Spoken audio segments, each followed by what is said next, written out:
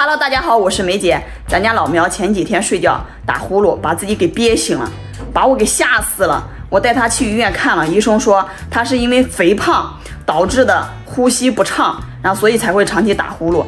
医生就是建议他要多运动，不要长期坐在那里。现在到了老苗必须要运动的时候了，我准备去找老苗做一个意志力挑战，为期1个月。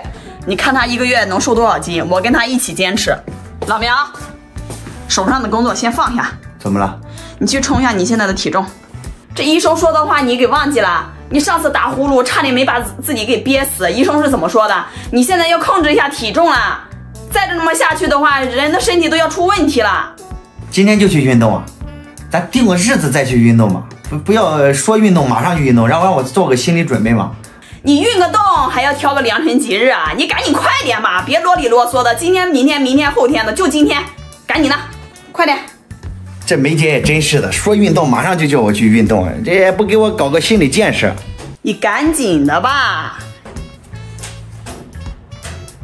190.6，这不称不知道，一称我还真没看出来，老苗他有190斤。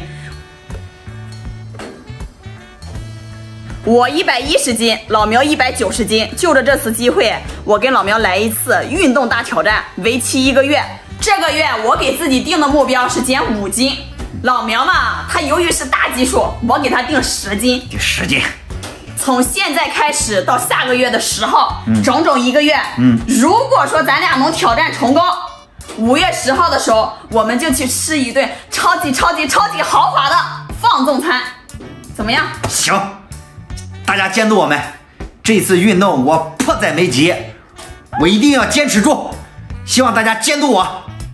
看看啊，老苗他已经行动起来了。哎呦，这中午得多吃2碗饭。